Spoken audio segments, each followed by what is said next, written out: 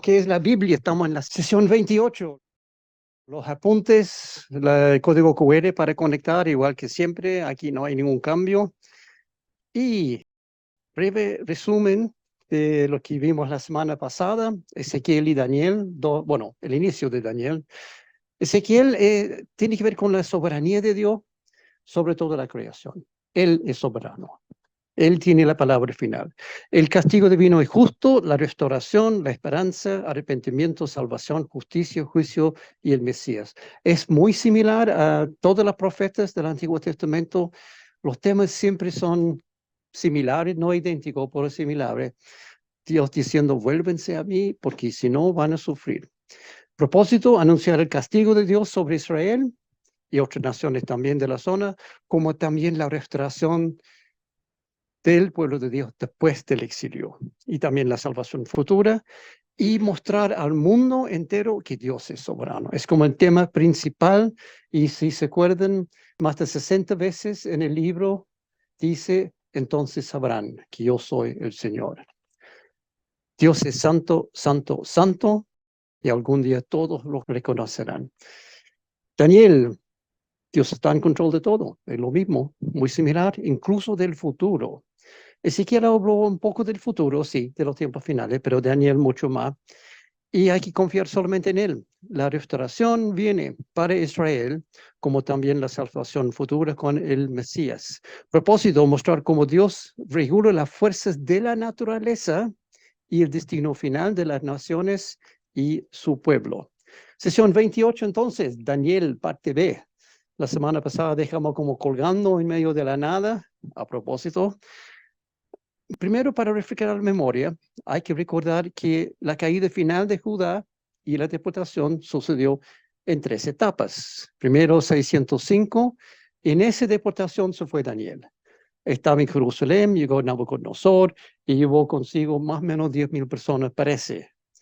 Después, en 597, o sea, 8 años después, segunda vez, otra deportación, y finalmente 586 antes de Cristo, hay la destrucción total de Jerusalén, del templo, y Nabucodonosor llevó casi todo. Dejaron solamente los más pobres para cuidar lo poco que queda de la cosecha. Por lo tanto, Daniel, Ezequiel y Jeremías eran contemporáneos. Quizás se conocieron, no sabemos por la Biblia, es posible. Y un poco más contexto para este libro. Unos 500 años antes de Jesús, el profeta Daniel llega a la escena, escribe su libro, y él está en cautiverio en Babilonia. Fue llevado en esa primera deportación como dirección. Entonces, durante todo ese tiempo del cautiverio, Daniel está en Babilonia. Y él escribe este libro, y unos 20 años después de que fue llevado por allá, ahí viene la destrucción final. Daniel experiencia varias visiones, sí, otros 33 años después de la caída de Jerusalén. Entonces, pasó mucho tiempo allá en Babilonia. Punto aquí, Daniel sabía que el templo no existe. Cuando él empieza a profetizar, el templo había dejado de existir hace como 33, 34 años. Sin embargo, el Señor le manda profecía referente al templo. Entonces yo me imagino que Daniel está ahí. ¿Qué templo me está hablando, Señor? No hay templo en Jerusalén. Pero transmitió fielmente las profecías. Y vamos a ver alguno de eso hoy. Las visiones de Daniel está en el estilo apocalíptico. Había visto algo de eso la semana pasada. Es un estilo literario que no se usa hoy en día, pero fue bastante común en ese tiempo.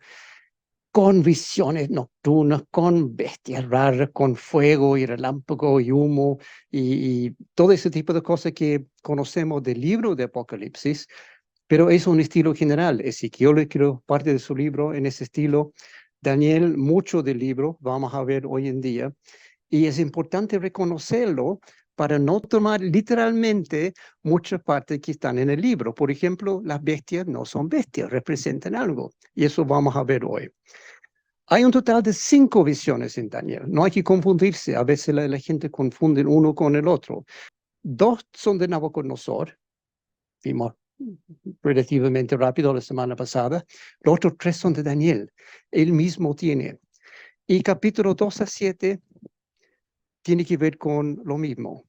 Futuros imperios que gobernarán grandes partes del mundo durante diferentes épocas. Esas son básicamente las visiones de Daniel, incluyendo el tiempo final, incluyendo parte del milenio, pero no vamos a llegar a ese punto. La visión del capítulo 2 es de una estatua. Lo vimos la semana pasada, vamos a refrescar la memoria, que representa reinos que en los tiempos de Daniel, el primer reino era presente y los otros tres futuros.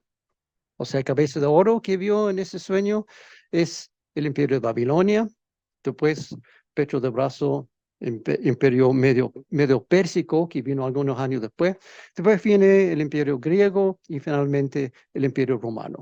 Son todos los imperios grandes entre los tiempos de Daniel y hasta los tiempos de Jesús. La profecía se cumple 100% en los próximos 500 años. Vimos algunos de los detalles la semana pasada, pero hoy vamos a ver mucho más de los detalles que son impresionantes. Capítulo 7 es otra visión de los mismos imperios, pero ahora en la forma de bestia, no una estatua, sino bestias. Hay un león que representa Babilonia, un oso que representa el imperio medo-pérsico, un leopardo que representa el imperio griego. Vamos a ver ese punto después. ¿Por qué un leopardo? ¿Por qué un elefante? No sé. Y finalmente una bestia que no tiene nombre, que es solamente extremadamente horrible con una fuerza descomunal y grandes colmillos de hierro. Y es el imperio romano. Entonces ahí están dos visiones casi idénticos que tienen que ver con imperios presente y futuro para Daniel. Para nosotros está todo en el pasado. Por lo tanto, tenemos una perspectiva que podemos entender mejor. También la semana pasada dejamos en suspenso, al final, con una pregunta que está ahí a la pantalla. Primero había una profecía mesiánica, Daniel 7. Seguí mirando hasta que se establecieron tronos, y el anciano de días se sentó. Su vestidura era blanca como la nieve, y el cabello de su cabeza como lana pura. Su trono, llamas de fuego, y sus ruedas, fuego abrasador. Un río de fuego corría, saliendo de delante de él. Miles de millares le servían, y miríadas de miríadas estaban en pie delante de él. El tribunal se sentó, y se abrieron los libros. Seguí mirando en las visiones nocturnas y he aquí, con las nubes del cielo, venía uno como un hijo de hombre, que se dirigió al anciano de días y fue llevado a su presencia. Y le fue dado dominio, gloria y soberanía, para que todos los pueblos, naciones y lenguas le sirvieran. Su dominio es un dominio eterno que nunca pasará, y su reino uno que no será destruido. Claramente mesiánica, claramente tiene que ver con Jesús. Ojo con algunas traducciones de la Biblia aquí. La NBI, por ejemplo, en ediciones anteriores no dice el anciano de día, dice un anciano venerable. No, léelo en arameo. Y también no dice el hijo del hombre, pero aún dice venía uno con aspecto humano. Muy mala traducción. Y en arameo es claramente, es Enosh, no me acuerdo exactamente, pero hijo de hombre, no hay duda. Bueno, entonces habíamos cerrado esa sesión con una pregunta no contestada, que era, ¿qué son estos animales y bestias y cuernos y mares y tribunales y juicios? ¿Se puede saber qué son o es un misterio que no podemos saber, está como prohibido? Y bueno, Daniel tenía las mismas dudas y preguntó a uno de los ángeles. Y como suele suceder en literatura apocalíptica, vamos a ver mucho de eso hoy, el mismo libro ofrece claridad del simbolismo. Yo, Daniel, me quedé agitado por dentro a causa de las visiones que pasaban por mi mente. Entonces me acerqué a uno de los que estaban allí y le pregunté el verdadero significado de todo esto. Y esta fue su interpretación. Ahora finalmente podemos saber lo que dijo el ángel, porque ahí quedamos la semana pasada. Ahí continuará, pero ahora vamos a saber lo que dijo. Y esta fue su interpretación. Las cuatro grandes bestias son cuatro reinos que se levantarán en la tierra, pero los santos del Altísimo recibirán el reino, y será suyo para siempre jamás. Quise entonces saber el significado de la cuarta bestia, que era muy diferente a las demás. Era más aterradora, pues tenía colmillos de hierro y garras de bronce. Desmenuzaba a sus víctimas y las devoraba, pisoteando luego sus restos. Quise saber también acerca de los 10 cuernos que tenía en la cabeza y del otro cuerno que le había salido y ante el cual habían caído tres de ellos. Este cuerno se veía más impresionante que los otros, pues tenía ojos y hablaba con insolencia. Mientras observaba yo, este cuerno libró una guerra contra los santos y los venció. Entonces vino el anciano y emitió juicio en favor de los santos del Altísimo. En ese momento los santos recibieron el reino. Esta fue la explicación que me dio. La cuarta bestia es un cuarto reino que surgirá en este mundo. Será diferente a los otros reinos. Devorará toda la tierra, la aplastará y la pisoteará. Los 10 cuernos son 10 reyes que saldrán de este reino. Otro rey le sucederá, distinto a los anteriores, el cual derrocará a 3 reyes. Hablará en contra del Altísimo y oprimirá a sus santos. Tratará de cambiar las fechas importantes y también las leyes, y los santos quedarán bajo su poder por un tiempo, 2 tiempos y medio tiempo. El tribunal tomará asiento, se le quitará el poder y se le destruirá para siempre. Entonces se dará a los santos, que son el pueblo del Altísimo, la majestad y el poder y la grandeza de los reinos. Su reino será un reino eterno y lo adorarán y obedecerán todos los gobernantes de la tierra. Aquí termina el relato. Yo, Daniel, me quedé desconcertado por tantas ideas que me pasaban por la mente, a tal grado que palideció mi rostro, pero guardé esto para mí mismo. Pobre Daniel, uno casi se puede sentir pena por él porque está mirando todas estas visiones y se puede entender que no son como un sueño, son visiones muy reales.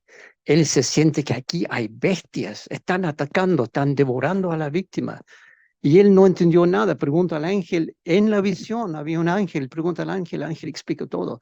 No son bestias realmente, son imperios que vienen, explica todo. Pero el pobre Daniel quedó con la cabeza bombeada, yo creo que él dice, me quedó desconcertado por tantas ideas que pasó por su mente. Pobre Daniel. Entonces ahí está, esa es la explicación del ángel. El misterio, nada, no es misterio porque el mismo texto tiene la explicación. Eso generalmente es así en literatura apocalíptica. Muchas veces la gente llega a la primera parte y ven los bestias. ¡Wow! ¡Qué increíble! Van a ver bestias en la tierra, pero no siguen leyendo para tener la explicación real. En general, la literatura apocalíptica es así. Primero viene una visión espectacular, muy llamativo, con bestias raras, fuego, humo, etcétera. Y ese es el punto. Tiene que ser llamativo para que la gente ponga atención. Porque si Daniel había dicho, mira, van a venir 4 reinos, 4 imperios, uno cada vez peor que el otro, que van a reinar durante... O sea, no es tan interesante si 4 bestias viene y este tiene un cuerno, el otro tiene 10 cuernos. Es para impresionar, para que uno quede pensando, ¿y eso qué quiere decir? Justo después viene la explicación, incluso del simbolismo. Y por las palabras del ángel, sabemos ya este simbolismo. Las bestias representan reinos o gobiernos o autoridades en general, y los cuernos representan personas, o sea, los reyes, los gobernantes o los líderes.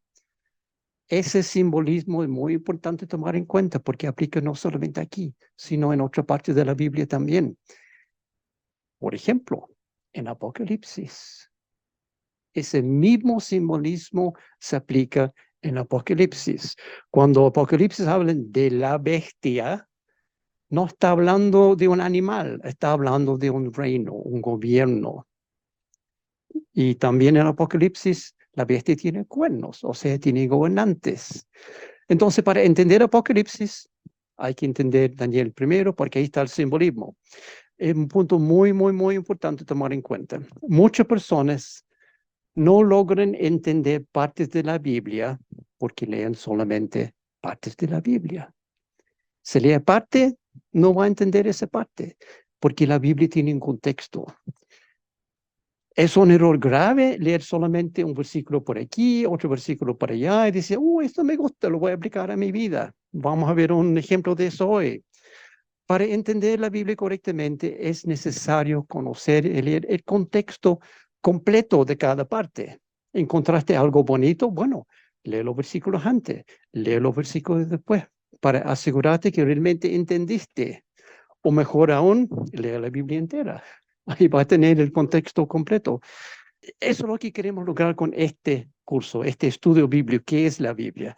Queremos entregar una base general de la Biblia para conocer su trasfondo y el contexto general de cada parte. Hemos pasado ya por la mitad de la Biblia, queda la otra mitad todavía, pero ese es el punto, conocer la base de la Biblia para entender mejor cada parte.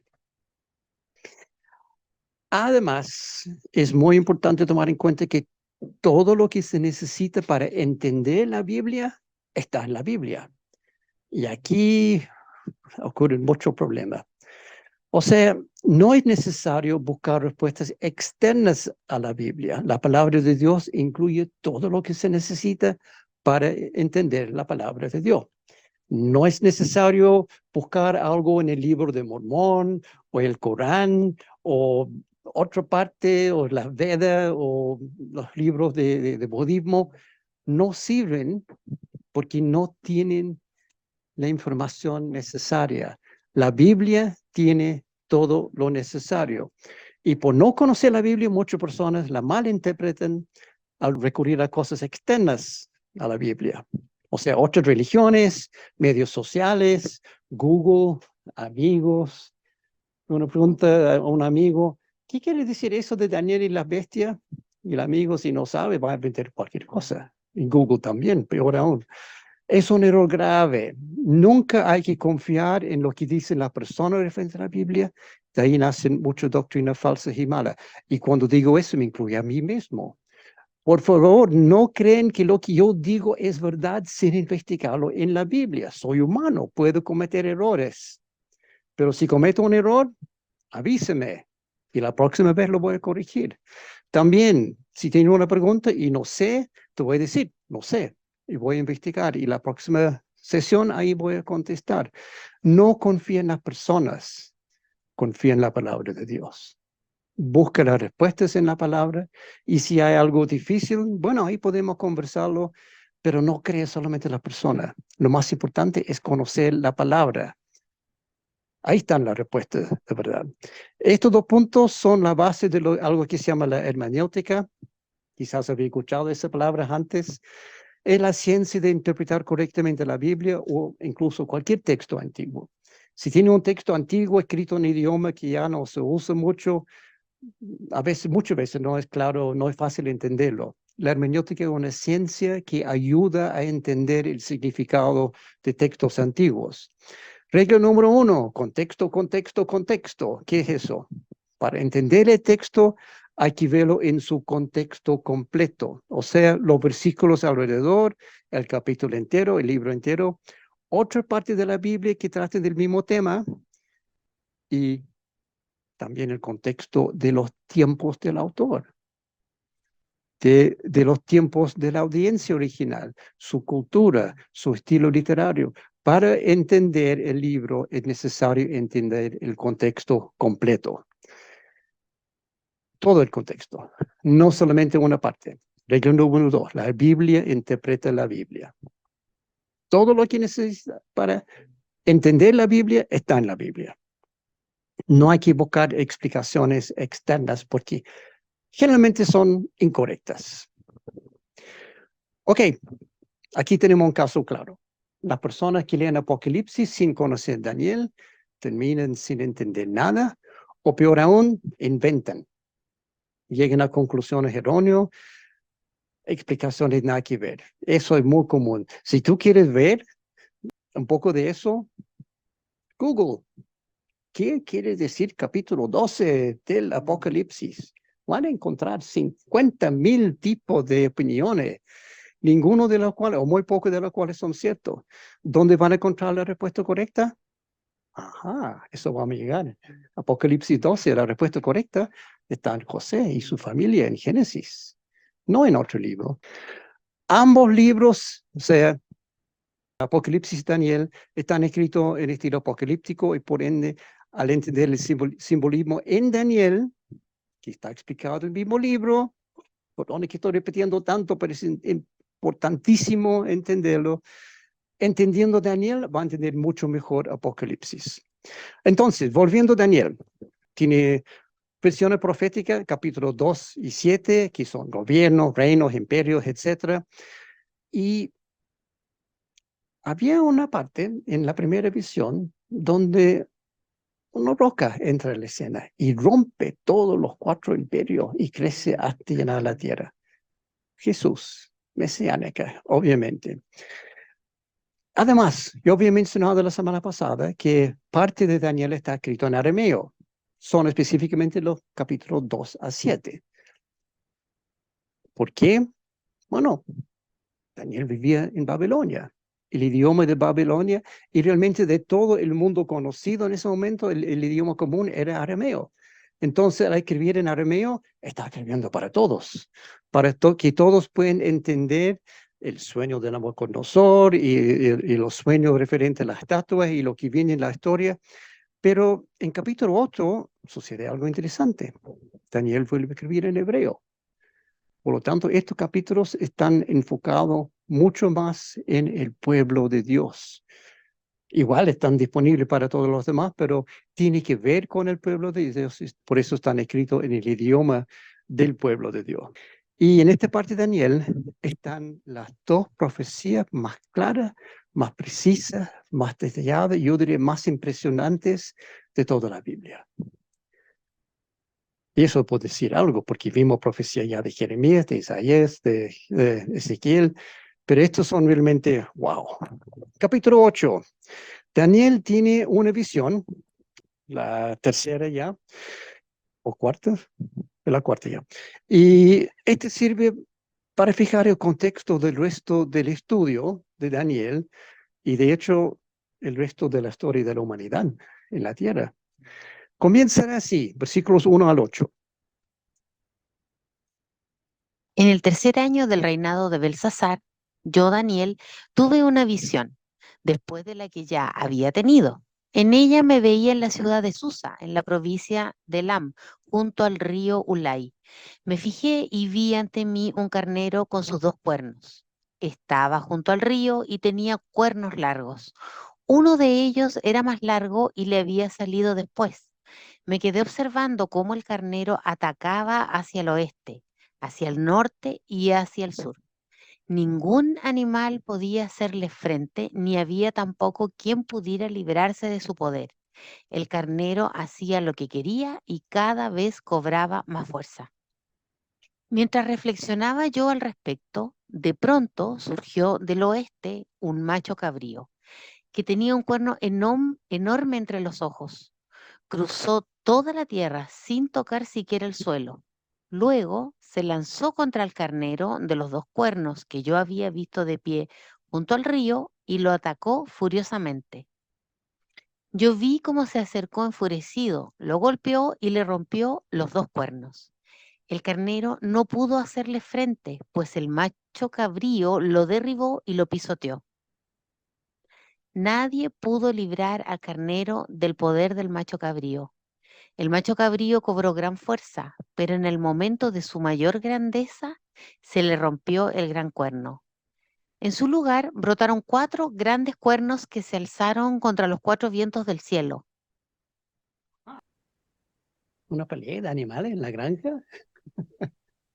¿Qué tiene que ver eso Uno ve eso de, ok, un macho cabrío y el otro y el cuerno y ataca y destruye y nadie puede rescatar. Literatura apocalíptica, esa es la clave. Los animales no son animales, representan algo. Imperios, naciones, reinos. Ya vimos con las bestias.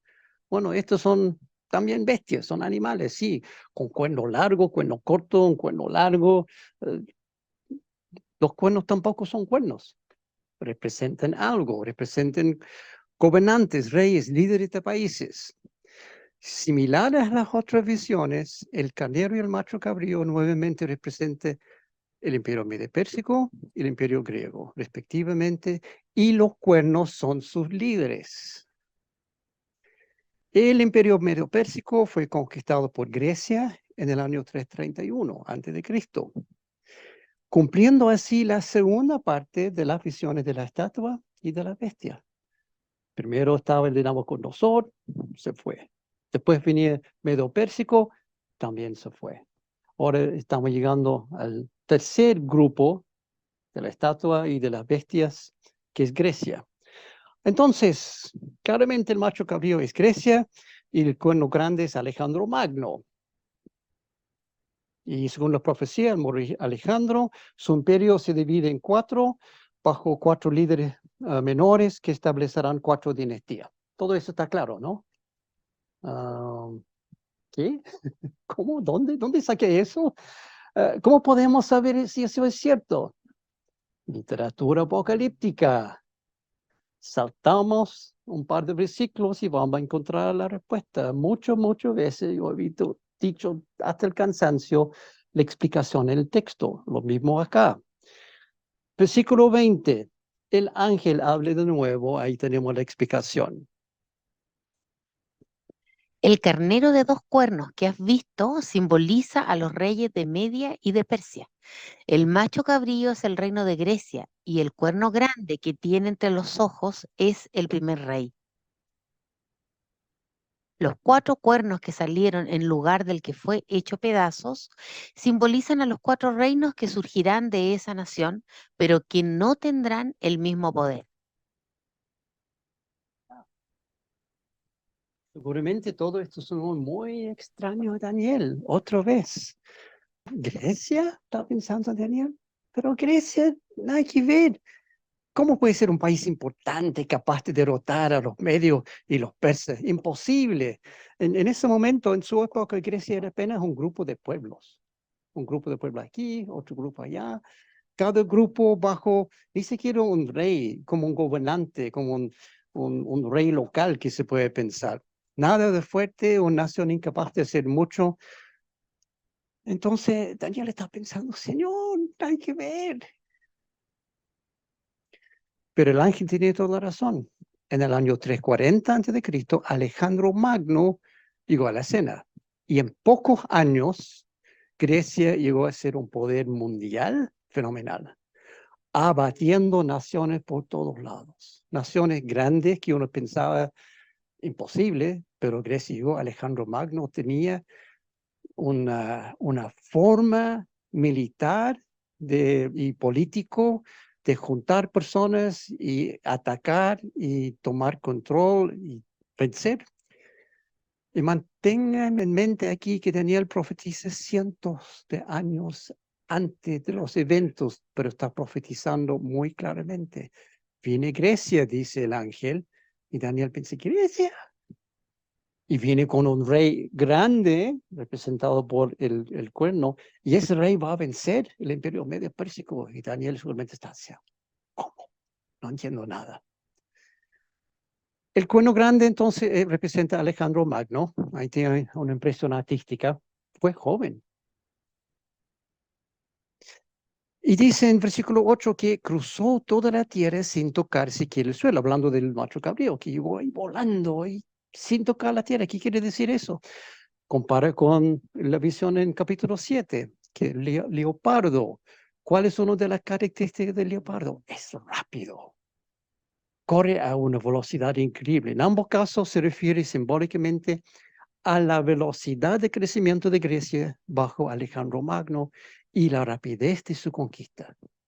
Llegó con su ejército, pum, pam, chao, este ya se fue. Otro más, vamos por allá, ya, chao. Y velocidad increíble. En cuestión de años conquistó toda la zona. Daniel 8:8, de repente se rompe el cuerno grande, o sea, Alejandro Magno, y crecen 4 cuernos chicos.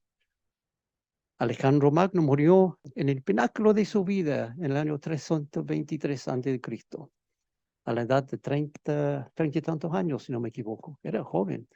Y situación muy misteriosa. Se enfermó, nadie sabe por qué, por una semana estaba agonizando y de repente, pum, se fue.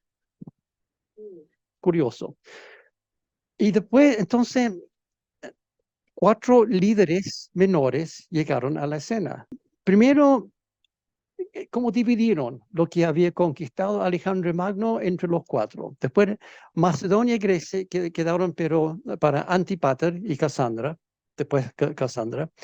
En la zona 2 está Tracia y Asia Menor, con Lisímaco a cargo, y general. Y Siria, con Seleucos a cargo. Y finalmente Palestina y Egipto bajo Ptolomeo. O sea, el reino se dividió en 4. Un cuerno grande se dividió en 4 cuernos chicos, ninguno de los cuales tenía el poder que tenía Alejandro Magno. Nadie tenía ese carácter. Pero la profecía no ha terminado. Sigue. Por todo capítulo 8 sigue con mayores y mayores detalles y más precisión, más claro cada vez, hasta las características de las personas, cientos de años antes que naciera. Con nuestra perspectiva, conociendo los eventos, podemos poner nombres y apellidos de las personas gracias a esta abundancia de detalles. Pero toma en cuenta, Daniel está escribiendo mucho antes. Y vamos a volver a ese punto después. Es importante tomarlo en cuenta porque sigamos al versículo 9, que habla de los 4 cuernos. Y ese versículo dice así, de unos de ellos salió otro cuerno. O sea, de los 4 cuernos, uno tiene un cuerno chico, que extendió su poder hacia el sur, hacia el este y hacia la tierra hermosa. Entonces, este cuerno chico va creciendo, creciendo, creciendo y dando vueltas.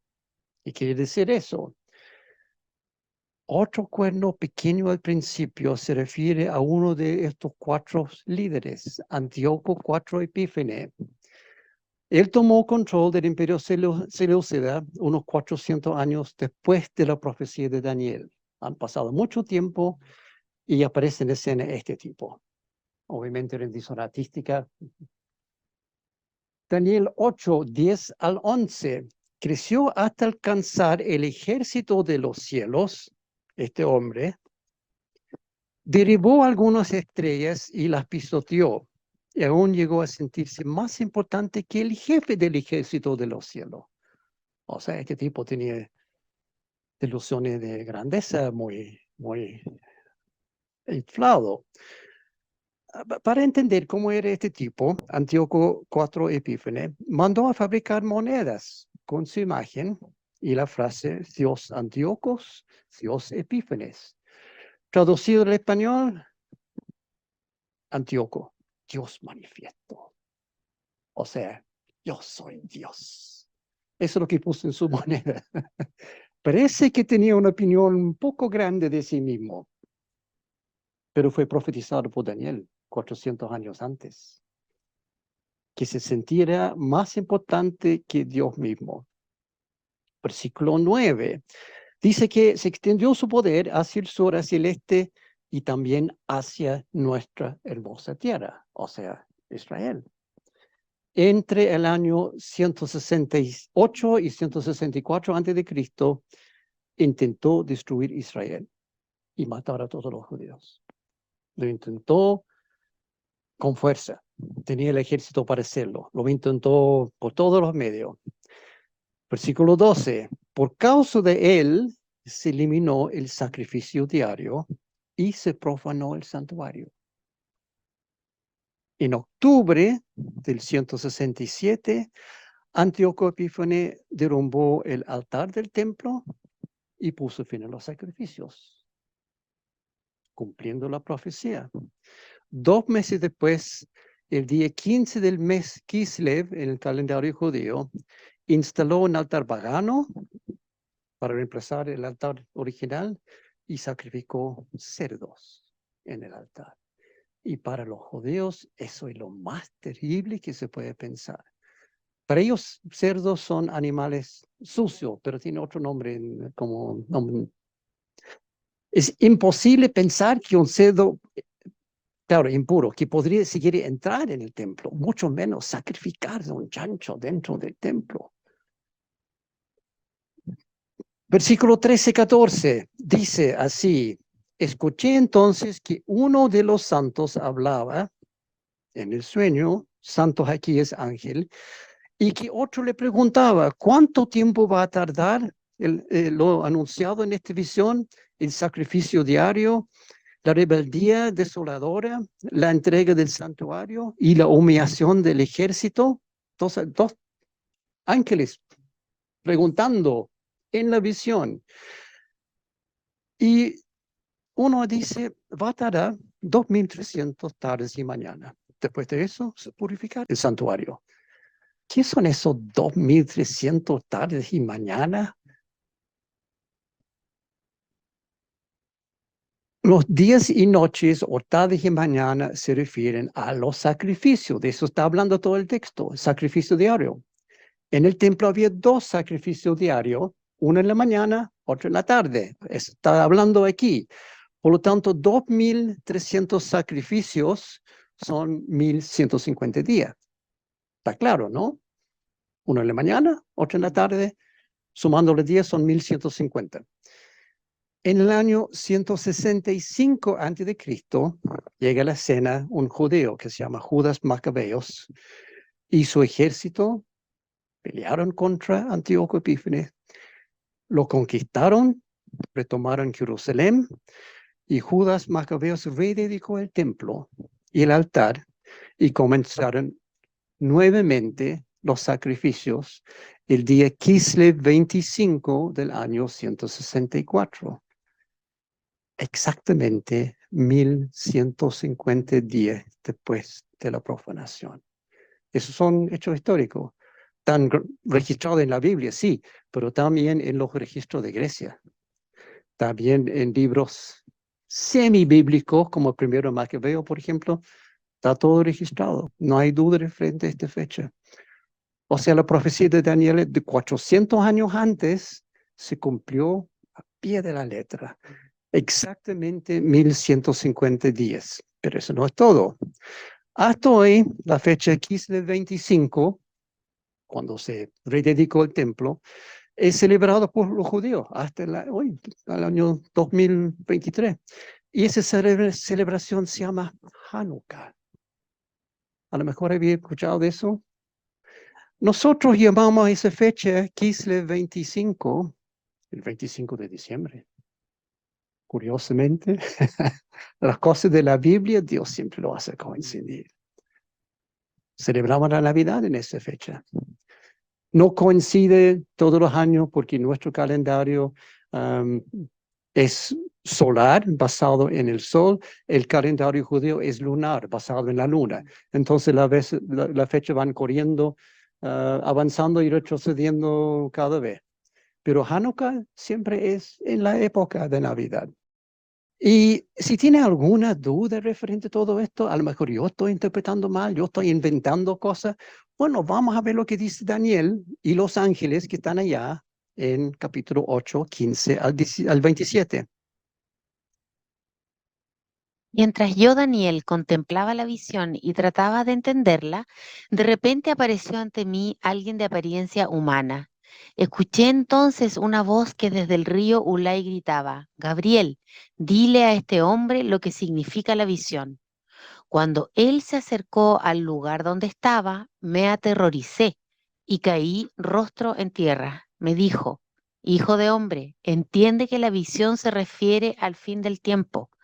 Mientras me hablaba, yo estaba aturdido, con el rostro en tierra. Entonces me tocó y me puso de pie. Y me dijo, voy a darte a conocer lo que sucederá después, cuando llegue a su fin el tiempo de la ira de Dios, porque el fin llegará en el momento señalado. El carnero de 2 cuernos que has visto simboliza a los reyes de Media y de Persia. El macho cabrío es el rey de Grecia y el cuerno grande que tiene entre los ojos es el primer rey. Los 4 cuernos que salieron en lugar del que fue hecho pedazos simbolizan a los 4 reinos que surgirán de esa nación, pero que no tendrán el mismo poder. Hacia el final de esos reinos, cuando la rebelión de los impíos llegue al colmo, surgirá un rey de aspecto feroz, maestro de la intriga, que llegará a tener mucho poder, pero no por sí mismo. Ese rey causará impresionantes destrozos y saldrá airoso en todo lo que emprenda. Destruirá a los poderosos y al pueblo santo. Con su astucia propagará el engaño creyéndose un ser superior. Destruirá a mucha gente que creía estar segura y se enfrentará al príncipe de los príncipes, pero será destruido sin intervención humana. La visión de las tardes y mañanas que se te ha dado a conocer es verdadera, pero manténla en secreto, pues para eso falta mucho tiempo. Yo, Daniel, quedé exhausto y estuve enfermo durante varios días. Luego me levanté para seguir atendiendo los asuntos del reino, pero la visión me dejó pasmado, pues no lograba comprenderla. Nuevamente, pobre Daniel, vio la visión y quedó ahí botado varios días en la cama. Por ahí está todo claro, el mismo ángel explica, pero aquí está intermezclado una visión de doble cumplimiento. Hay partes que se cumplieron en ese momento y otra parte que se van a cumplir después. ¿En qué año tuvo Daniel esta visión? ¿Se acuerda? Versículo 1, Daniel lo dice. En el tercer año del reinado de Belsasar, yo, Daniel, tuve una visión. Clarito, por frente externa a la Biblia sabemos que ese año corresponde a 539 antes de Cristo. ¿En qué año se trata la visión? Antíoco IV Epífanes, 167 a 164 antes de Cristo, o sea, casi 400 años antes.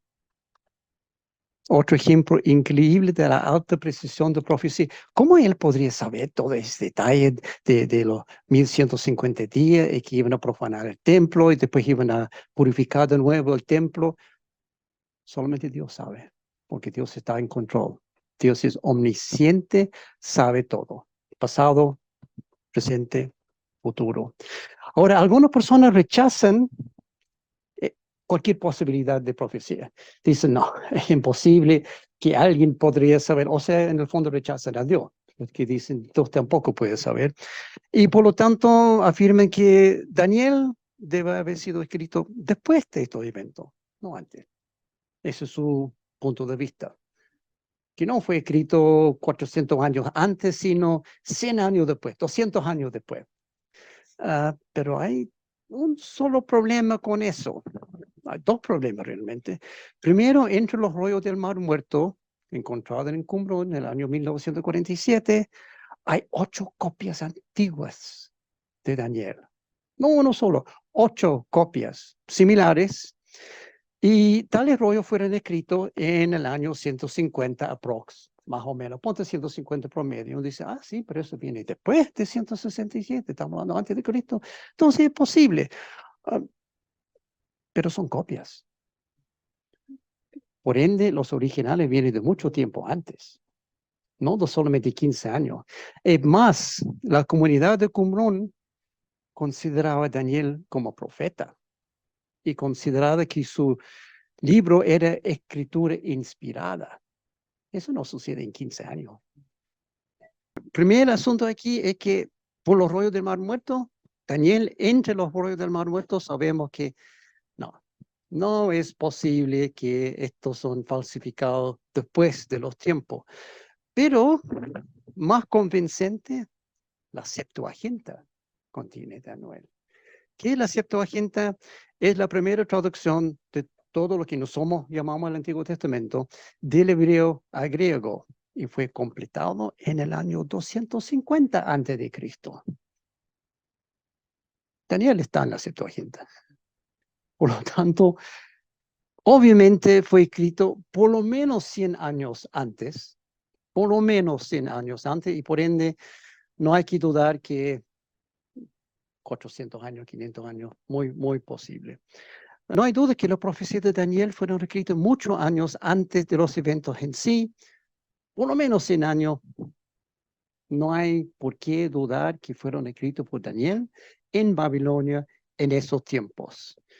Lo que hace los detalles precisos de la profecía en capítulo 8 aún más impresionante. Esta persona que dice que no se puede conocer el futuro, sí se puede.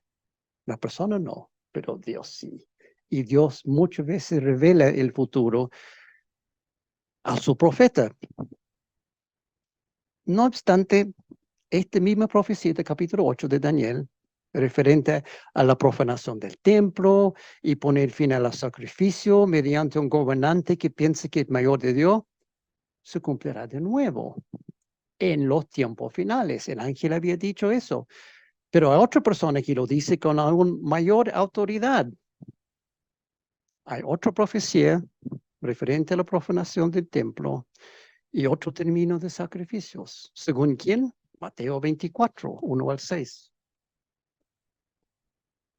Jesús salió del templo y mientras caminaba se acercaron sus discípulos y le mostraron los edificios del templo.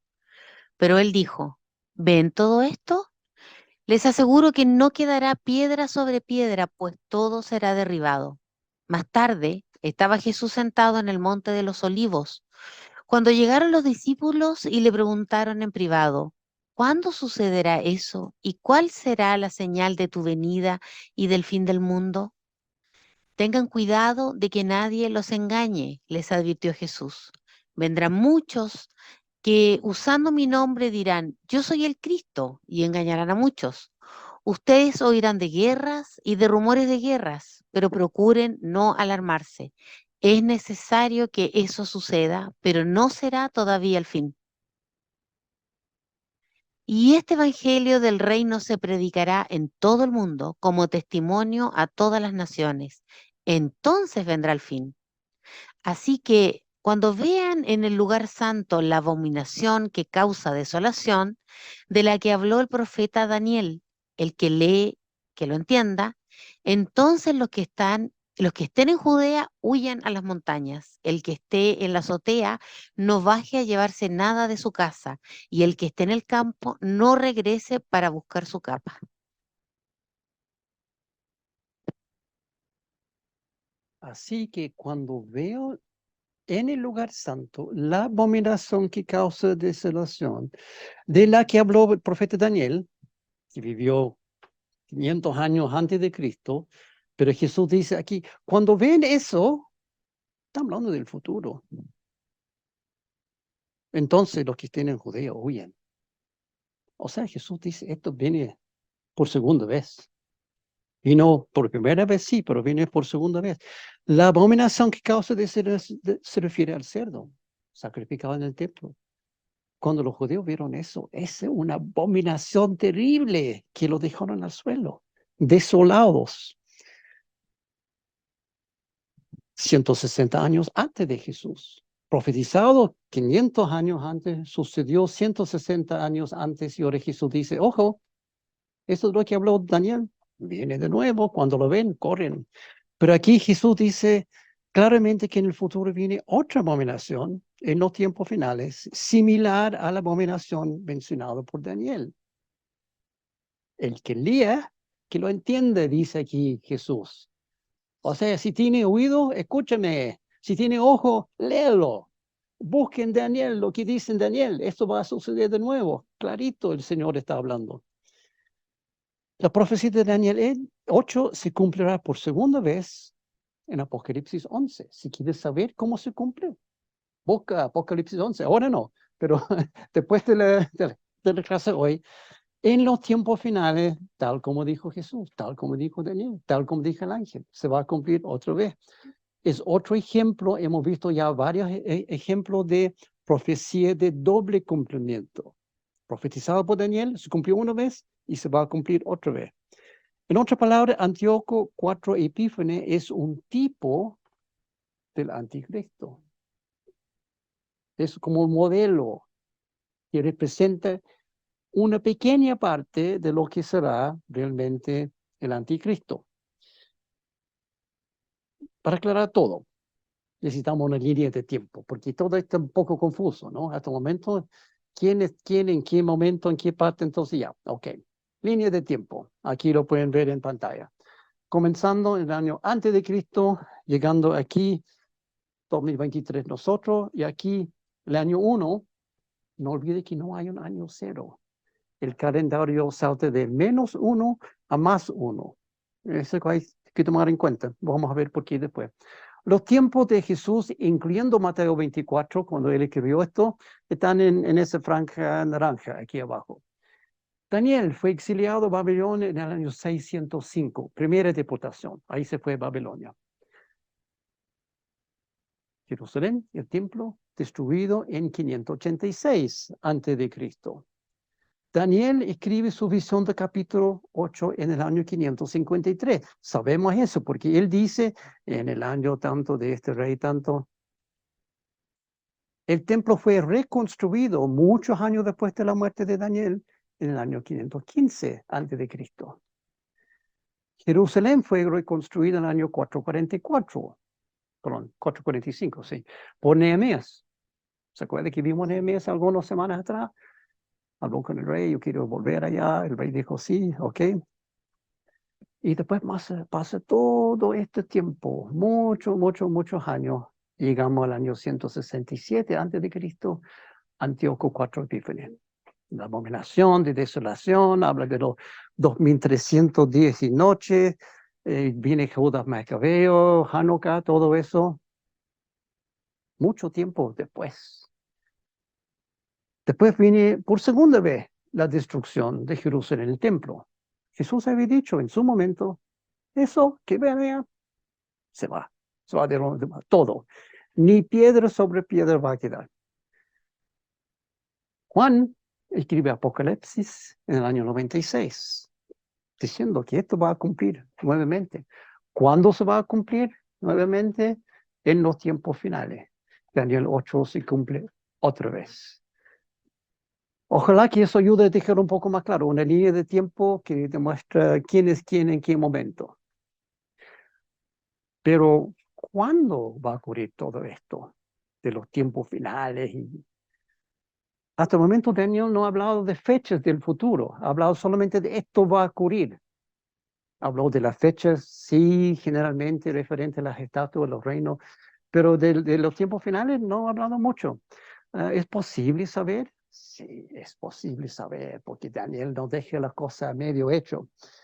La pista está en la cuarta visión de Daniel. Hemos visto 3, de capítulo 8 y su tercera visión. Cuarta visión está en capítulo 9. Y capítulo 9 comienza con Daniel estudiando una profecía de Jeremías, contemporáneo suyo, ya muerto en este momento, pero habían vivido juntos en Jerusalén 60 y tantos años antes. Jeremías había escrito, bueno, vamos a ver lo que Jeremías había escrito, pero primero vamos a ver qué está pensando Daniel, capítulo 9. ¿Cómo comienza? Era el primer año del reinado de Darío, hijo de Asuero y descendiente de los Medos, quien llegó a ser el gobernante del reino de los Babilonios.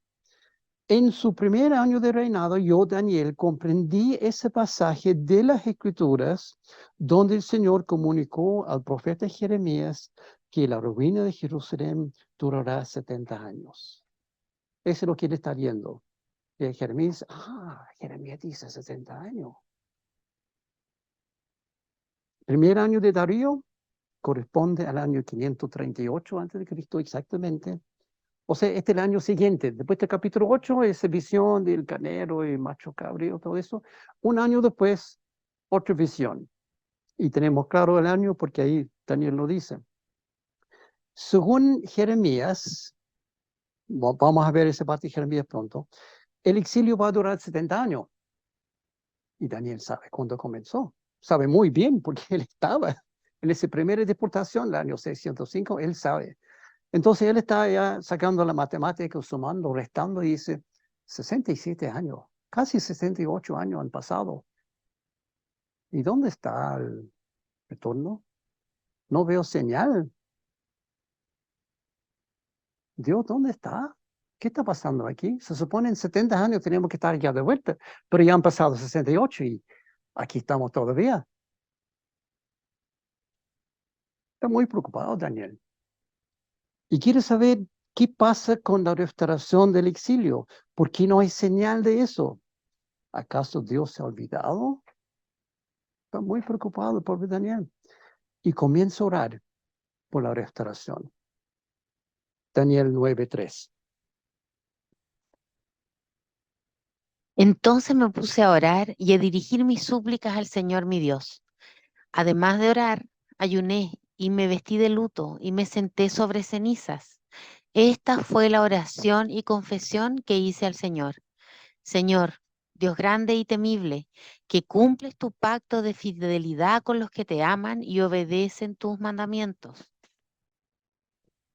Así empieza. Pero esa oración continúa para 15 versículos más. Es una oración larga. Y en esa oración reconoce los grandes pecados de Israel. Él dice, hemos pecado, Señor. Clama por perdón. Implora a Dios que actúe para restaurar la nación. 15 versículos.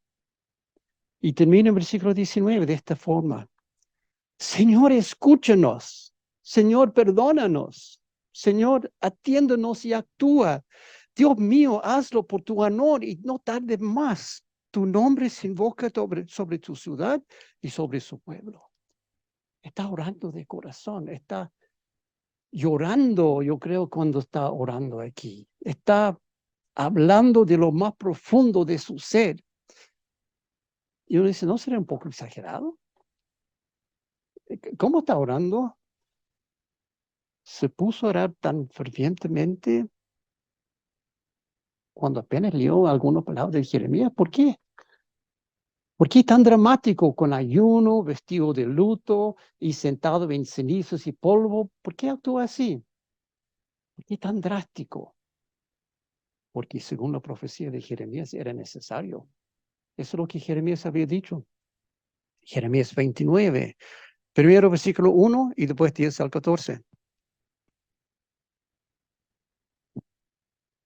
Esta es la carta que el profeta Jeremías envió desde Jerusalén al resto de los jefes que estaban en el exilio, a los sacerdotes y los profetas y a todo el pueblo que Nabucodonosor había desterrado en Jerusalén, de Jerusalén a Babilonia. Así dice el Señor de los ejércitos, el Dios de Israel, a todos los que envié al exilio de Jerusalén a Babilonia. Así dice el Señor. Cuando a Babilonia se le hayan cumplido los 70 años, yo los visitaré y haré honor a mi promesa en favor de ustedes. Los haré volver a este lugar. Porque yo conozco los planes que tengo para ustedes, afirma el Señor, planes de bienestar y no de calamidad, a fin de darles un futuro y una esperanza. A lo mejor reconoce el versículo, ¿no? Esa frase, ¿había escuchado antes? Muchos creyentes lo toman fuera de contexto, como si fuera una promesa personal de Dios para ellos, o su familia, o su negocio, o su iglesia. Ay, qué lindo, mira lo que dice el Señor aquí, que tiene planes de bienestar para mí, y tiene un futuro, quiere darme un futuro y una esperanza. Qué bueno es Dios, ¿no? Nada que ver. Están tomando totalmente fuera de contexto. El contexto real es muy diferente. Lo vimos, está claro. Dios hablando a los exiliados en Babilonia, versículo 4. Así dice el Señor a todos los que envié al exilio. Para ellos la promesa, no para nosotros. Nosotros podemos decir, Señor, tal como tu profecía aquí en Jeremías, ¿puedo pedir que actúe igual conmigo? Pero no puede decir, Señor, tú me prometiste. Esa promesa es para ellos, claramente. todos los que yo, Dios, envié al exilio. Y tampoco es una promesa incondicional. No, Dios dice, ok, se acabó el tiempo, vuélvense. Tiene una condición. Dios indica que Él va a rescatar a los exiliados, sí, pero con una condición. Primero, ellos tienen que hacer algo importantísimo. En los próximos versículos de Jeremías está. Entonces, ustedes me invocarán, vendrán a suplicarme y yo los escucharé. Me buscarán y me encontrarán cuando me buscan de todo corazón. Ahí está la condición. Me dejaré encontrar, dice el Señor, cuando me buscan de todo corazón. Me dejaré encontrar, afirma el Señor, y los haré volver del cautiverio y los reuniré de todas las naciones y de todos los lugares donde los haya dispersado y los haré volver al lugar del cual los deporté, afirma el Señor. Todo esto es palabra de Dios. Y él mismo está diciendo aquí, señores de Israel, hay una condición. Los voy a traer de vuelta, sí, pero la condición, ustedes me invocarán, vendrán a suplicarme y lo escucharé. Me buscarán y me encontrarán. Cuando me busquen de todo corazón. Eso es lo que dice Jeremías. Es el contexto de este versículo. Dios hablando a los exilios referente al regreso y con una condición, y nosotros lo tomamos fuera de contexto totalmente. Si realmente quieres tomar esa profecía para ti, pedir, Señor, yo quiero, por favor, que esto me aplique a mí. Si tú quieres que Dios tenga planes de bienestar para darte un futuro y esperanza, entonces ponte en serio con Él primero. Eso es lo que dice acá. Si tú quieres esa promesa, ponte en serio con Dios. Ponte de rodillas, ayunando, vestido de luto, sentado en cenizas, invocando y suplicando al Señor de todo corazón.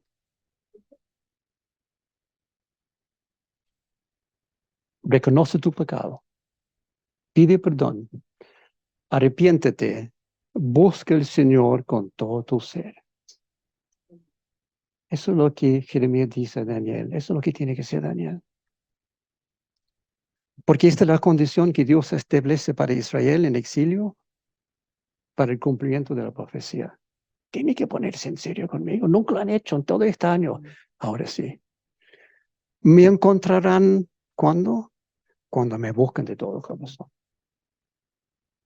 Excelente lección para nosotros, referente a la forma de orar cuando realmente quieres algo importante. Primero, reconocer a Dios por quien es Él. No solamente, oye, genio de la lámpara, quiero frotar la lámpara, quiero que haga esto, cumple mi deseo. ¿Cómo comenzó Daniel su oración? Señor Dios grande y temible, que cumple tu pacto de fidelidad con los que te aman y obedecen tus mandamientos. O sea, no solamente tiene que orar profundamente, tiene que amar al Señor y obedecer sus mandamientos. Acércate a Dios en humildad, en ayuno, confesando y arrepintiendo del pecado. Busca al Señor de todo tu corazón y clama sinceramente del profundo de tu alma. Eso es lo que dice Jeremías. Y eso es lo que hizo Daniel. Si quieres conocer esa oración, léelo por completo. Es impresionante. La humildad de Daniel y la forma que él reconoce y él clama, expresa todo. Daniel 9, 4 al 19.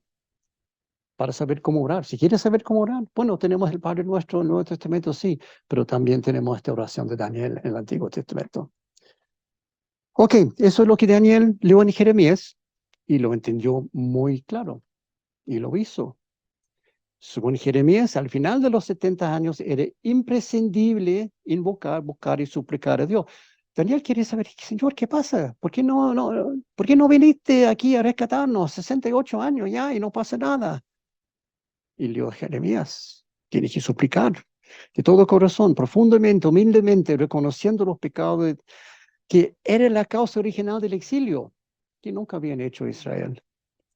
pidiendo perdón y clamando a Dios por su misericordia. Y yo creo que aquí la Biblia no dice, pero yo puedo imaginar, Daniel está mirando alrededor, ¿y quién está haciendo eso? No veo allí nadie ayunando, nadie como clamando a Dios. Entonces, Señor, no hay nadie más, yo lo hago. También leo que, según el versículo 14, el resultado de esa suplicación sería, me dejaré encontrar y los haré volver del cautiverio. Por eso Daniel oró desde lo más profundo de su alma, obediente a las instrucciones de la profecía. Leyó la profecía y dijo, ok, Señor, yo lo hago. Jeremías me dice que tengo que hacerlo. Está bien, lo hago. En el fondo, Daniel simplemente cumplió las instrucciones de la profecía de Jeremías, orando, suplicando y buscando a Dios con todo su corazón, que sea lección para nosotros. Y su ferviente oración produjo un resultado insólito. No solamente lo que está pidiendo, algo mucho más que eso. Daniel 9, 20, 27. Yo seguí hablando y orando al Señor mi Dios. Le confesé mi pecado y el pecado de mi pueblo Israel, y supliqué en favor de su santo monte. Mientras seguía orando, Gabriel, a quien había visto en mi visión anterior, se me acercó volando rápidamente, como a la hora del sacrificio de la tarde. Me hizo la siguiente aclaración. Daniel, he venido en este momento para que entiendas todo con claridad. Tan pronto como comenzaste a orar, hubo una respuesta que vine a decirte porque eres muy apreciado. Presta pues atención a mis palabras para que entiendas la visión. 70 semanas han sido decretadas para que tu pueblo y tu santa ciudad pongan fin a las transgresiones y pecados, pidan perdón por la maldad, establezcan para siempre la justicia, sellen la visión y la profecía y consagren el lugar santísimo. Entiende bien lo siguiente. Habrá 7 semanas desde la promulgación del decreto que ordena la reconstrucción de Jerusalén hasta la llegada del príncipe ungido. Luego habrá 62 semanas más. Entonces será reconstruida Jerusalén con sus calles y trincheras, pero en tiempos difíciles. Después de las 62 semanas se le quitará la vida al ungido y se quedará sin nada. La ciudad y el santuario serán destruidos por el pueblo de un príncipe que vendrá. El fin vendrá como una inundación. La destrucción no cesará hasta que termine la guerra. Durante una semana, un gobernante hará un pacto con muchos, pero a media semana podrán fin a los sacrificios y ofrendas. Y en el templo establecerá la abominación que causa desolación, hasta que sobrevenga el desastroso fin que le ha sido decretado. Entendieron todo, ¿no? No es tan claro, pero aquí está, imagínense, Daniel orando, Señor, restaura la nación, Señor, confieso el pecado de mi nación. Y viene el arcángel Gabriel a hablar con él. Y Gabriel dice todo esto. Pobre Daniel, nuevamente quedó al piso. Es una profecía increíble que no se logra apreciar a primera vista, pero es impresionante. Vamos a verlo por parte. Se ha cumplido parcialmente, sí. Hoy en día ya está cumplido parcialmente, pero todavía queda una parte para el futuro, para nuestro futuro. Esos versículos son claves para entender gran parte de las profecías de los tiempos finales. Es una de las profecías más importantes, más claras y más precisas de toda la Biblia referente a ese tema. Generalmente se conoce como las 70 semanas de Daniel. ¿Había escuchado de las 70 semanas de Daniel? Vamos a ver las 70 semanas entonces. Pero solo 70 semanas. O sea, de los tiempos de Daniel, 70 semanas, o sea, un poco más de un año, 52 semanas, un año y algunos meses. ¿Cómo es la cosa? No, no es así. ¿Por qué? Literatura apocalíptica. Las semanas tampoco son semanas. Ahí está la clave. Algunas traducciones tienen problemas aquí. Necesitamos precisión. Entonces yo fui buscando y encontré la más precisa es la NTV, la nueva traducción viviente, que lo tiene muy claro aquí. No dice semana, lo tiene como tiene el hebreo original. Un periodo de 70 conjuntos de 7 se ha decretado para tu pueblo y tu ciudad santa, para poner fin a su rebelión, para terminar con su pecado, para obtener perdón por su culpa, para traer justicia eterna, para confirmar la visión profética y para ungir el lugar santísimo. También esa última parte para ungir el santísimo, no el lugar santísimo. Hay traductores diferentes. Pero aquí está la clave. No son semanas, son conjuntos de 7. Y Dios ha decretado un total de 70 de estos conjuntos de 7 hasta el final de los tiempos. Cada conjunto de 7 es 7 años. O sea, ya estamos acercando a entender un poco mejor esto. O sea, por lo tanto, 70 por 7, 490 años desde Daniel hasta el fin de los tiempos. Pero sacando la cuenta ya ha pasado. Estamos aquí todavía. ¿Qué pasó? Vamos a ver. Hay una pausa entre medio. Hay una semana que queda volando aquí, esperando. Y al final del conjunto de 7 números 70, todo termina. Se acabó. Es el fin del mundo. Sí, esta profecía es importante. Por lo tanto, no hemos contestado a la pregunta original que estamos haciendo. ¿Podemos identificar las fechas y los eventos? Eso fue como llegamos a Daniel 9. Entonces, según el versículo 24, hay un total de 77 o 490 años, comenzando como un evento que se llama la promulgación del decreto que ordena la reconstrucción de Jerusalén, hasta otro evento que sirve para terminar la prevaricación y poner fin al pecado y todo esto. Estoy leyendo aquí de la NBI. Aquí en esta parte voy saltando de traducción a traducción porque algunas traducciones resaltan parte muy bien y después se flojean un poco y otra traducción después resalta otra parte bien. Entonces aquí la NBI lo tiene mejor. Y termina 77, si a la visión es profecía, y ungir al santo de los santos, dice la NBI. Traducción mejor que tiene la NTV en esa palabra. Pero según versículo 25, hay un 7 menos. O sea, hay solamente 69 7 que llega a ese punto. Y el otro 7 queda ahí flotando en el aire. Desde la salida de la orden para restaurar y edificar Jerusalén hasta el Mesías, príncipe. En la Reina Valera lo dice así. Entonces, hay dos eventos que aquí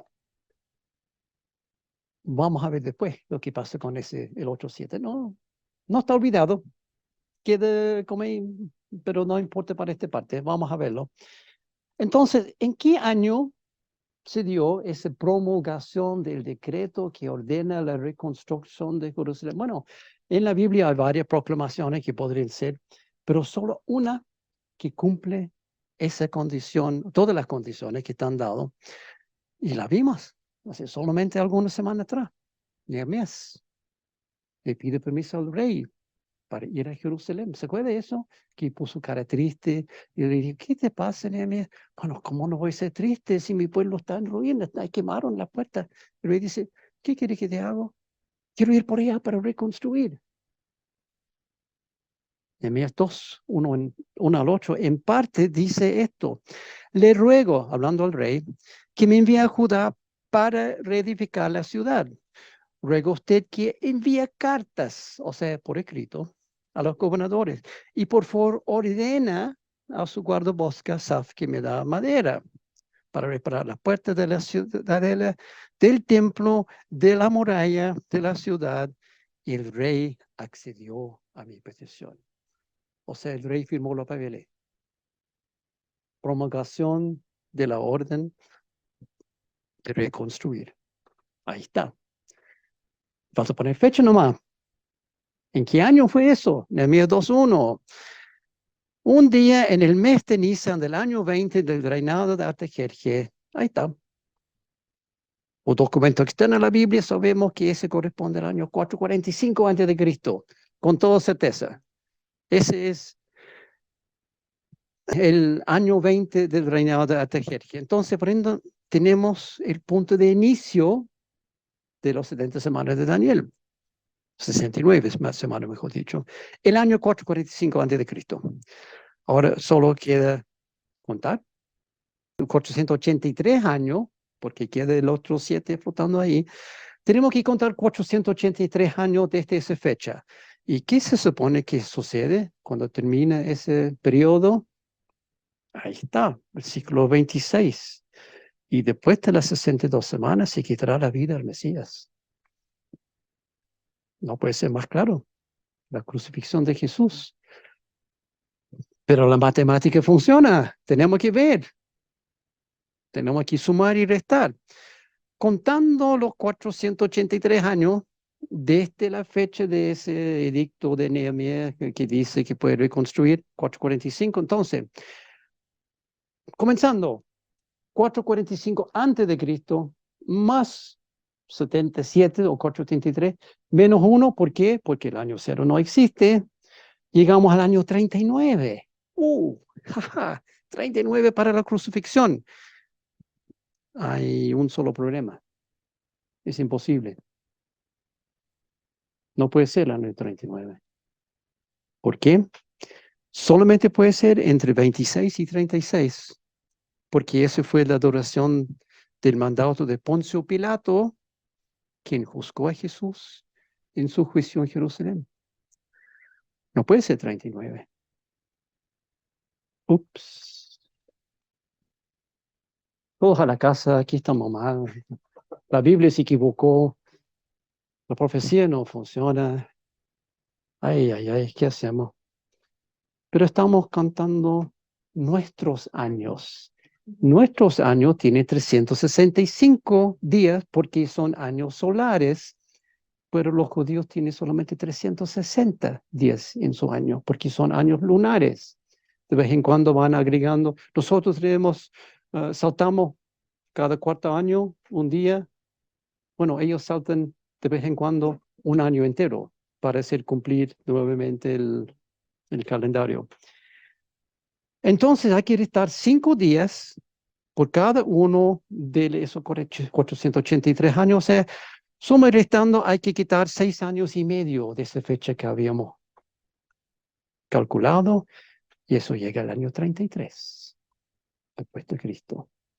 Totalmente factible, justo en el medio del tiempo de Poncio Pilato. Perfecto. O sea, todo encaja aquí con perfección. Pero la Biblia tiene bastante mejor precisión que solamente un año. Sabemos también el mes y el día.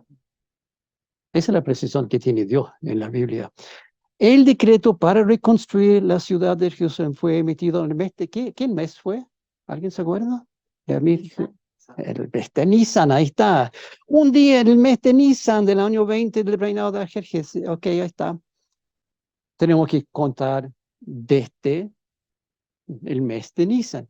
¿Qué pasa en el mes de Nisan? Para los judíos es el mes de Pesaj. Nosotros llamamos Pascua.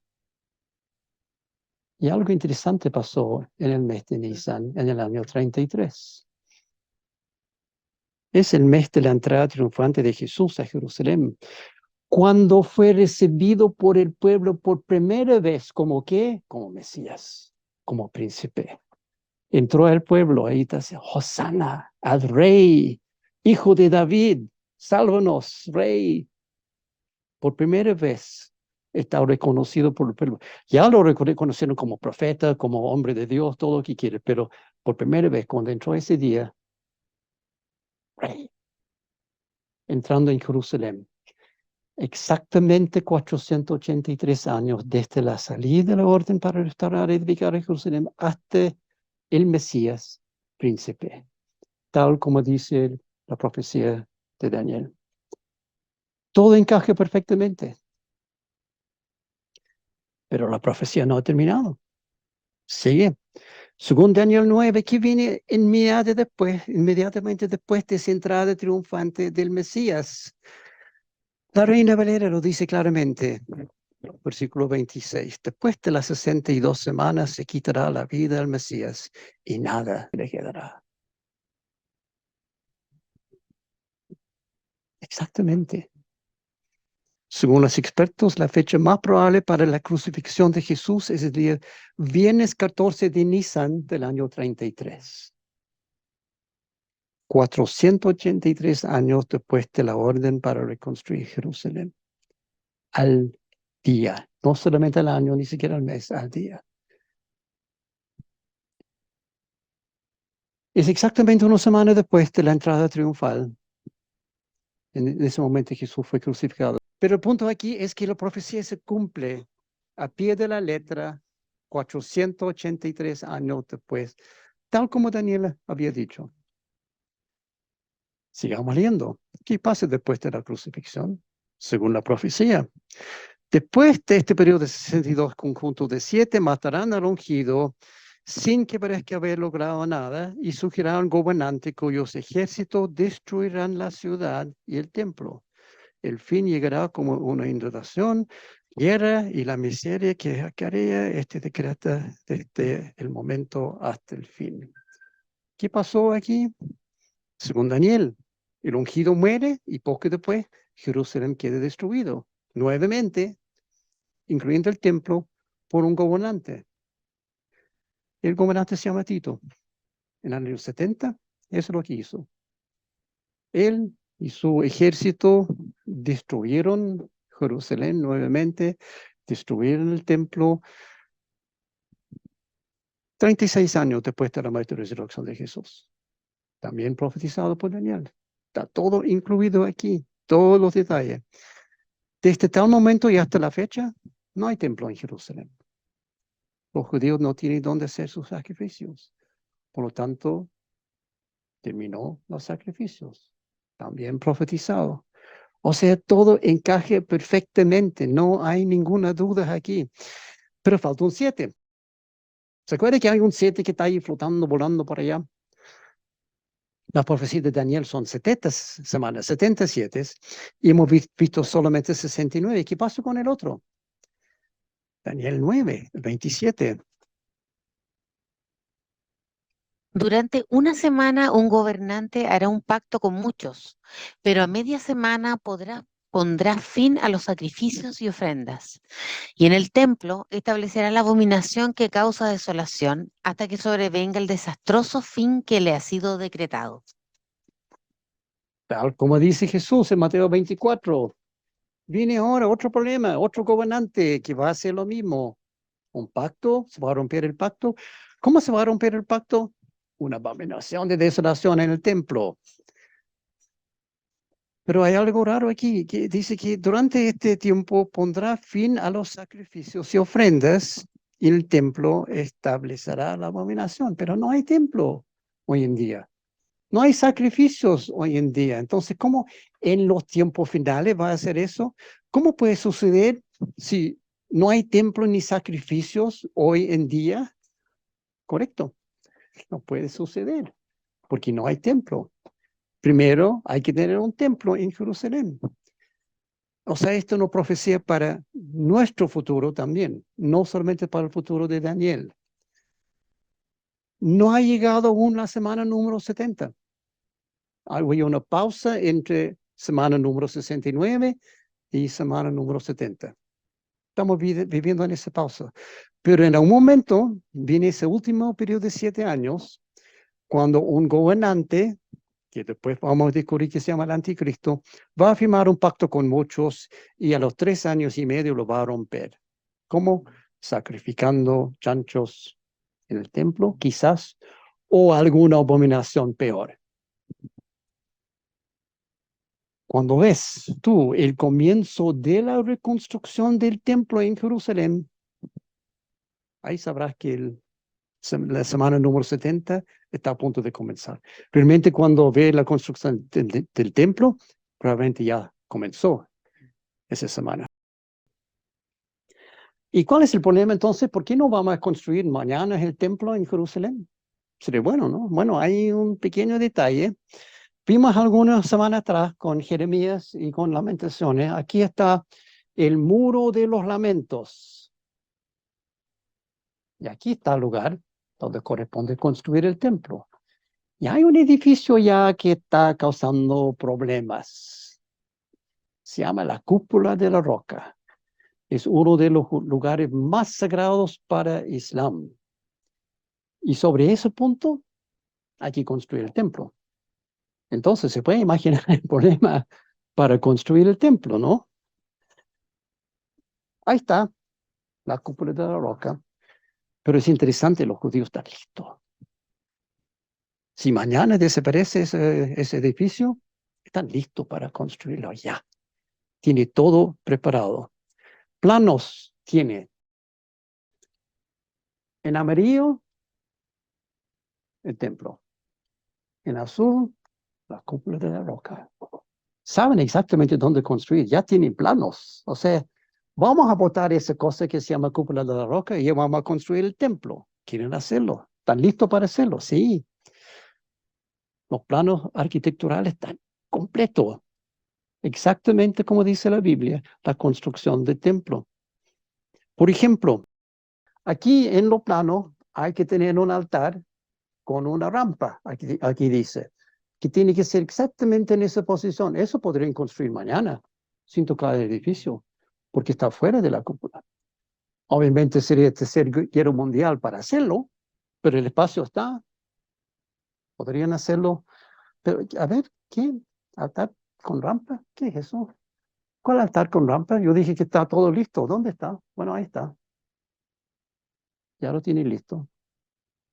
No está en lugar que corresponde. Está dentro del edificio. Lo tienen guardado ahí. Ahí están. Ahí está su rampa.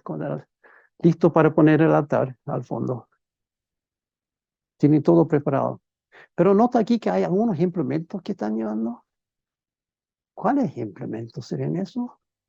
¿De dónde sacaron eso? Bueno, hay varios implementos mencionados en el Antiguo Testamento y han hecho todos, tal como dicen las escrituras originalmente, en los materiales que corresponde, con la medida que corresponde, todos.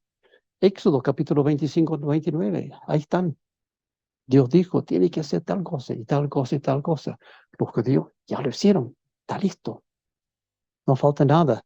Hay una organización que se llama The Temple Institute en Jerusalén que hicieron todo esto, con donaciones obviamente de todo el mundo, porque esos implementos son ¿de qué? De oro puro, de plata, de bronce. O sea, no estamos hablando de cosas hechas de madera. Carísimo. ¿Y para qué sirven los implementos y el altar? ¿Cuál es el propósito? Sacrificios. Aquí no están sacrificando realmente el animal, están mostrando cómo lo van a hacer, porque no pueden hacerlo. Según su interpretación de la Biblia, solamente puede hacer el sacrificio en el templo y no hay templo, pero tiene todo listo. Todo está preparado. Incluso, ¿qué hay aquí detrás? Se nota que hay un lienzo colgando que muestra el templo. Están practicando, están ensayando. Pero no es necesario algún tipo de vaquilla muy especial, de un color específico para purificar a los sacerdotes del templo. Números 19 dice que hay una vaquilla que tiene que después sacrificar y quemar y usar la ceniza y tiene que ser de un color específico que no existe hoy en día. Ese color de vaquilla, bueno, no existía, pero lograron hacer un programa de procreación para volver a tener esa vaquilla de ese color rojizo. ¿Está listo? ¿Pueden hacer ese agua de purificación? Sí. Pero no se supone que requiere instrumentos musicales muy específicos que tienen que tocar en el momento de santificar el templo. Sí, correcto. También lo tienen listo. Hecho según las medidas y especificaciones originales. de Reyes, Crónicas, Nehemías, pero no se supone que el Shekinah o la presencia de gloria de Dios o el Kabod tiene que reposar sobre el arca del pacto. Sí, correcto. Entonces, ¿no será necesario tener el arca? También lo hicieron, según la medida de Éxodo 25 y 2 Crónicas, hecho de madera, forrado con oro por dentro, por fuera, con los serafines o querubines que están ahí encima. Está todo está listo. The Temple Institute ya tiene todo listo para reconstruir el templo y comenzar los sacrificios nuevamente. Si fuera para ellos, mañana mismo comienza la reconstrucción. Están listos, quieren hacerlo, desean hacerlo, es en su corazón, porque quieren volver a tener los tiempos como en David, en Salomón, cuando podrían sacrificar libremente en el templo de Dios. Capítulo 10 y 11 de Daniel. Tiene otra profecía muy detallada que no vamos a ver ahora, que ya se ha cumplido completamente, excepto para algunos versículos. Si quiere verlo, es como un libro de historia anticipadamente. ¿Quién se va a casar con quién? ¿Cuál imperio se va a tener aquí? Este general con la hija de otro general que se van a casar y van a tener. Eso sería impresionante. Y ve la historia real, se cumplió tal cual. En los versículos que no se han cumplido corresponde al anticristo. Eso obviamente viene al futuro. Capítulo 12, el último capítulo de Daniel también trata de temas de tiempo, tiene algunos cálculos adicionales y pistas, y tales eventos tampoco se han cumplido hasta hoy. No lo vamos a ver porque tiene que ser aún más enredado de lo que ya tenemos hoy. Tendrán que esperar el estudio de Apocalipsis para entender eso. Falta un último punto aquí. Pocas semanas después de esa oración ferviente de Daniel, capítulo 9, Ciro conquistó Babilonia. Y uno de sus primeros actos era decretar la liberación de los judíos, permitiendo el regreso a la tierra prometida. O sea, esa oración de Daniel parece que tuvo efecto, cumpliendo así la profecía de Jeremías al pie de la letra, porque Daniel obedeció y oró de corazón, suplicando y buscando a Dios con todo su corazón.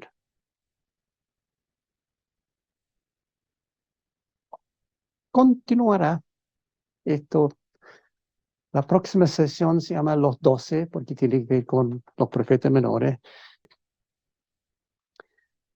Como siempre, los apuntes, preguntas, comentarios, grupo WhatsApp, si quieres invitar a alguien